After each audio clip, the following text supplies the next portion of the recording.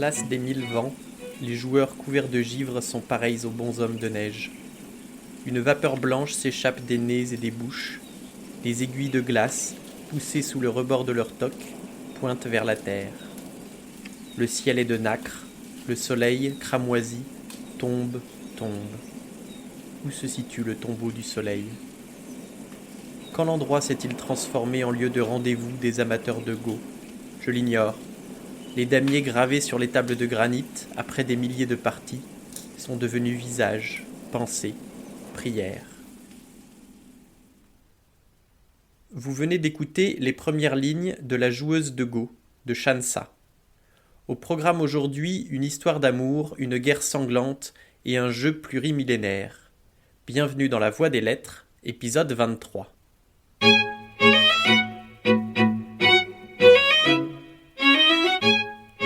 L'histoire du livre d'aujourd'hui commence en Mandchourie en 1931, peu avant l'invasion japonaise. Alors, pour ceux qui auraient eu comme moi un joli 7 sur 20 au bac d'histoire géo, faisons quelques révisions. La Mandchourie est un territoire du nord-est de l'Asie. Elle est bordée au sud par la Corée, au sud-ouest par la Chine, à l'ouest par la Mongolie et au nord par la Sibérie. En 1930, l'Empire du Japon occupe l'actuelle Corée, et la Mandchourie est donc un point d'entrée pour leur politique expansionniste sur le continent asiatique. Pas très fair-play, les Japonais vont utiliser une vieille ruse, encore très pratiquée aujourd'hui sur les terrains de foot. Pour eux, cela consiste à faire exploser leur propre chemin de fer, puis à lever bien haut les bras en criant « C'est pas moi, j'ai pas touché !» Ils accusent alors les Chinois et voilà une excuse toute trouvée pour envahir et occuper la Mandchourie. Dans La joueuse de go, on peut ainsi dénombrer 3 catégories de personnages. Il y a la population civile chinoise qui n'a rien demandé et se retrouve sur le champ de bataille. Il y a l'armée japonaise qui occupe le pays et y maintient l'ordre. Et il y a enfin les résistants chinois, aussi appelés terroristes par les Japonais, qui sont de jeunes idéalistes s'opposant à l'occupation. Au début du livre, Chant de nuit, une jeune chinoise de 16 ans, fait tranquillement des achats sur la place de la mairie, dans une ville de Mandchourie. Elle entend alors un homme entonner un chant révolutionnaire interdit qui se répand comme une traînée de poudre parmi les résistants présents sur la place. Les policiers japonais sifflent l'alarme, des tirs éclatent et les coups de feu pleuvent bientôt entre les militaires et les résistants. Coincé au milieu des combats, Chant de nuit est secouru par un étudiant d'une vingtaine d'années, Min, qui l'aide à se relever et l'emmène à l'abri chez un ami à lui. Elle se découvre au fil des jours un penchant pour le jeune homme, mais sa vraie passion la ramène toujours sur la place des 1000 vents, où des amateurs disputent, sur des damiers gravés dans la pierre, des parties de go. Min méprise les jeux qu'il considère comme une perte de temps. Cet après-midi, après de longues exhortations, je réussis à lui faire changer d'avis.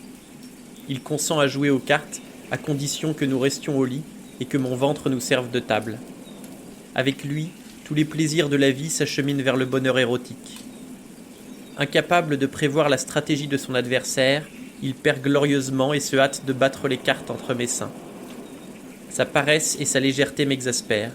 Pour le punir, je quitte la chambre sous un prétexte quelconque et m'enfuis de la maison en direction de la place des 1000 vents. Les joueurs méditent et somnolent. N'ayant pas trouvé de partenaire, je m'installe à une table et attends le passage d'un amateur.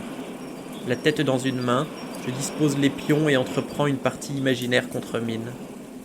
Une ombre se projette sur moi, je lève la tête. Un inconnu, son panama écrasant des lunettes à monture d'écaille, se penche. Je réponds d'un signe de tête et lui désigne son siège. L'inconnu semble ne pas me comprendre et fait mine de s'éclipser. Je le retiens. « Savez-vous jouer au go ?» Il demeure interdit. « Allez, vous avez l'allure d'un connaisseur. Asseyez-vous, jouons une partie. »« Vous êtes de quelle catégorie, je vous prie ?» me demande l'abruti avec un ignoble accent pékinois. « Je ne sais pas. Je ne peux pas jouer si je ne connais pas vos handicaps. Commençons une partie, je vous ferai une petite démonstration. » Il hésite un moment et finit par s'asseoir face à moi. Il n'y a aucun doute, cet étranger ignore ma réputation. Comme beaucoup d'imbéciles, il est trompé par mon apparence. Je pousse bruyamment les pions noirs vers lui. « À vous !» Il place sa pierre sur le coin nord-ouest. Sa prétention de tout à l'heure m'énerve encore et je décide de lui jouer un mauvais tour. Je réplique en collant un blanc à son flanc. Jamais au début d'une partie, on entre dans la lutte par un corps à corps. C'est une règle d'or.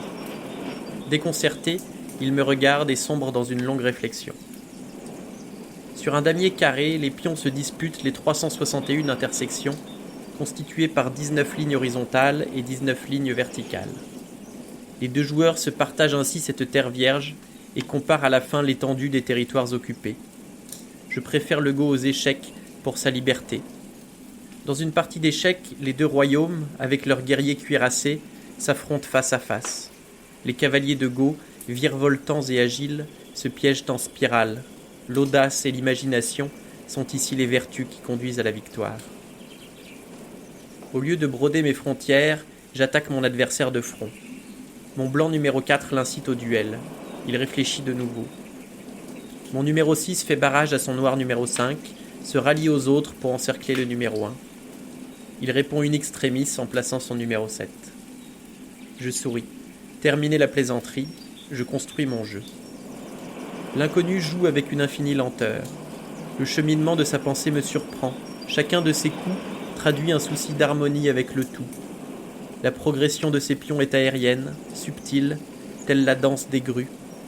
J'ignorais qu'à Pékin, il exista une école où l'élégance prime sur la violence. Perplexe à mon tour, je me laisse emporter par son rythme. L'inconnu interrompt brusquement le jeu qui devenait palpitant. « J'ai un rendez-vous », dit-il d'un ton bourru. Mécontente, je veux reprendre la partie le plus vite possible. « Revenez dimanche matin, à 10h. » Derrière les lunettes, son regard demeure sans enthousiasme. « Alors tant pis. » Je me lève. « D'accord, » se décide-t-il enfin. Je relève la position des pions sur une feuille et gratifie l'inconnu d'un sourire. Pour l'avoir essayé sur Cousin Loup, Min et Jing, je connais mon arme. Alors, qui est ce mystérieux inconnu qui apparaît soudainement ? Il est en fait très familier au lecteur puisque c'est le deuxième narrateur du livre. L'œuvre est construite sur un enchaînement de courts chapitres où la parole est donnée alternativement à la joueuse de go et à un officier japonais. L'officier en question a été élevé par une nourrice pékinoise avec qui il a appris à parler chinois. Envoyé en Mandchourie avec son régiment, il est ainsi le candidat rêvé pour espionner, sous le déguisement d'un fonctionnaire, la place des 1000 vents et ses joueurs de go. À la fin de l'extrait qu'on vient d'entendre, la joueuse de go donne rendez-vous à l'inconnu pour continuer la partie. Chacun retrouve le drame de sa vie en retournant chez lui, amour secrète et ses conséquences pour la jeune fille, guerre sanglante et ses horreurs pour le soldat. Et nous suivons leurs retrouvailles de semaine en semaine pour reprendre leur partie de go. Avant d'évoquer le contexte de l'œuvre, plongeons pour un chapitre dans les pensées du jeune officier. Immense chapeau sur la tête, robe scintillant au gré d'un déhanchement nonchalant, une femme avance. Je n'ai pas le temps de me demander qui elle s'assoit en face de moi, tout essoufflée. Le soleil, à travers les mailles du chapeau, voile son visage d'une expression mystérieuse. Une fine veine rampe sur sa tempe gauche et disparaît sous sa chevelure. Les grains de beauté ont surgi de sa peau brune. Minuscules, ils ont la forme des larmes. Un claquement sec. La gamine vient de jouer. Sa main demeure un instant sur le damier. Ses ongles sont propres et peints en orange. J'écoute toujours le choc des pions. Il trahit la pensée de l'adversaire. Au début de notre rencontre, la pierre entre l'index et le médius, la chinoise frappait le damier avec un bruit joyeux. Puis la percussion devenue sourde me communiquait les humeurs moroses de la joueuse. Aujourd'hui, le son a été bref et cristallin. Elle a retrouvé sa confiance et sa vitalité. En effet, elle a mené une contre-attaque très originale. Pendant qu'elle se promène dans le bois, je réfléchis au jeu selon une méthode particulière. Au-delà de 100 coups échangés, je m'abstiens de calculer et contemple le damier comme un peintre son tableau inachevé. Mes pions sont des touches d'encre avec lesquelles je dessine les pleins et les vides. Au go, seule la perfection esthétique conduit à la victoire. La chinoise revient. Lorsqu'elle s'assoit, l'ombre de son chapeau caresse ma poitrine. Le ruban dont il est orné palpite dans le vent au rythme accéléré de mon cœur. Il m'est impossible de deviner pourquoi elle se déguise en adulte. J'ignore son nom, son âge, son quotidien. Elle ressemble à une montagne qui se détache d'un ciel nuageux pour mieux se fondre dans le brouillard. Des bourdonnements interrompent ma rêverie. Nos avions, bombes fixées sous leurs ailes d'acier, passent par-delà nos têtes. Du coin de l'œil, j'observe mon adversaire. Elle garde les yeux baissés. Il est plus facile pour mes camarades de survoler la Chine que, pour moi, de pénétrer la pensée de la joueuse de Go. Laissons quelques minutes les deux adversaires pour se pencher sur l'autrice. Shansa est née en 1972 à Pékin. Elle grandit dans une famille de lettrés et écrit d'abord des poèmes qu'elle publie dès l'âge de 7 ans. Elle obtient le premier prix du concours national de poésie des enfants, à 12 ans, et devient à 16 ans la plus jeune membre de l'Association des écrivains de Pékin. Elle commence des études secondaires au moment des manifestations de la place Tiananmen. Celles-ci sont initiées par un mouvement d'étudiants, d'intellectuels et d'ouvriers pour dénoncer la corruption et exiger des réformes politiques. Le gouvernement répond par une très forte répression, dont l'image la plus célèbre est la photo d'un homme se dressant seul face à 4 chars blindés. Shansa quitte alors la Chine pour renaître en France. Elle adopte la langue française, passe le bac, puis entreprend des études de philo.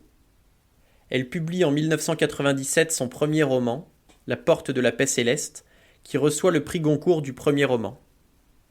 Son second roman est lui aussi primé, mais le succès arrive véritablement avec La Joueuse de Go, publié en 2001, qui reçoit le prix Goncourt des lycéens et la fera connaître du grand public.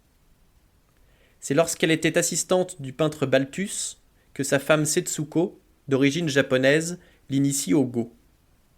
Ce jeu de stratégie, inventé en Chine il y a plus de 2500 ans, est l'un des plus anciens jeux encore pratiqués aujourd'hui.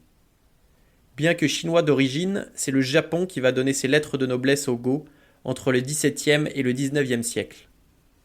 S'il est aujourd'hui surtout pratiqué en Chine, au Japon et en Corée, le Go s'est peu à peu exporté et les joueurs occidentaux sont de plus en plus nombreux. Les règles du jeu sont très simples et sa complexité repose uniquement sur le nombre incroyable de possibilités. C'est, comme le disent très bien le narrateur et la narratrice, un art qui puise dans la liberté, la créativité et l'imagination, se rapprochant parfois bien plus de la peinture que des échecs. Si vous voulez apprendre les règles, n'hésitez pas à pousser la porte d'un club de Go et à demander une initiation. Il y a en France un club dans la plupart des villes, mais si vous préférez le calme des collines ardéchoises, pas de panique, vous trouverez votre bonheur sur Internet. Vous pouvez même rejoindre un club de Go en ligne pour jouer contre des débutants, poser vos questions et progresser. Tapez SITS, S-I-T-S et Go, G-O, dans votre moteur de recherche préféré et rejoignez l'aventure. Et maintenant que les présentations sont faites, revenons à la joueuse de Go. Chaque pion est une marche de plus dans la descente de l'âme. J'ai aimé le Go pour ses labyrinthes. La position d'un pion évolue au fur et à mesure qu'on déplace les autres. Leur relation, de plus en plus complexe, se transforme et ne correspond jamais tout à fait à ce qui lui fut médité. Le Go se moque du calcul, fait affront à l'imagination. Imprévisible comme l'alchimie des nuages, chaque nouvelle formation est une trahison. Jamais de repos, toujours sur le qui-vive, toujours plus vite, vers ce qu'on a de plus habile, de plus libre, mais aussi de plus froid, précis, assassin. Le Go est le jeu du mensonge. On encercle l'ennemi de chimères pour cette seule vérité qu'est la mort. Plutôt que de rentrer à la maison où mère attend de me conduire chez le médecin, j'ai résolu de braver son autorité. Je suis là, devant le damier et mon inconnu. Avec cette tunique un peu démodée, son chapeau et ses lunettes, il a l'allure d'un être ordinaire. Cependant, quelque chose en lui trahit sa différence. Malgré un rasage soigneux, sa forte pilosité donne un reflet bleu à ses joues hâlées. Entre ses cils, noirs et denses, brillent 2 diamants. 2 cernes violacées s'étirent sous ses yeux. Je me rappelle que Mine avait des yeux marqués ainsi après qu'il eut joui en moi. Gêné, je détourne mon regard. Sur la place des 1000 vents, les tables sont désertes et les joueurs sont rentrés. Mes innombrables parties de Go me reviennent en mémoire. Des visages inconnus se confondent dans le masque porté par mon adversaire. Il possède la noblesse des hommes qui préfèrent les méandres de l'esprit à la barbarie de la vie. Partir avec Jing, c'est lui confier ma nouvelle existence, mais il ne m'attire plus. Autrefois, son visage sombre faisait vibrer mon imagination, sa jalousie m'enivrait. Je conservais au bout des doigts le souvenir de sa peau ferme et lisse, ce jour où il m'avait transporté sur sa bicyclette. Aujourd'hui, il n'est plus qu'un mendiant qui me harcèle. L'enchantement tortueux qui nous liait, Min, Jing et moi, s'est évanoui. J'ai été fasciné par un héros double. Jing n'est plus rien sans Min. Min n'aurait pas compté sans Jing. L'amour d'un survivant m'étouffera de sa pesanteur. Comment lui expliquer qu'entre nous, seul reste la nostalgie d'un bonheur brisé et une pitié affectueuse. Pourtant, si je ne fuis pas aujourd'hui même, ma mère me traînera de force chez le médecin. Ils découvriront le secret de mon malaise. Huang a préféré se vendre. Je refuse de la voir richement habillée, parée d'un sourire affable. Min est mort et Jing a jamais terrassé. Cette ville est un cimetière. Pourquoi rester ? Qui me retient ? Devant moi, mon adversaire s'incline et murmure « Excusez-moi, je dois partir. Pouvons-nous nous retrouver demain ?» Cette phrase si ordinaire me bouleverse. Le go m'a permis de vaincre la douleur. Pion par pion, je suis revenu à la vie. Quitter le jeu maintenant serait trahir le seul homme qui m'a été fidèle. Je vous laisse découvrir les espoirs et les déceptions qui ont jalonné la vie de la narratrice.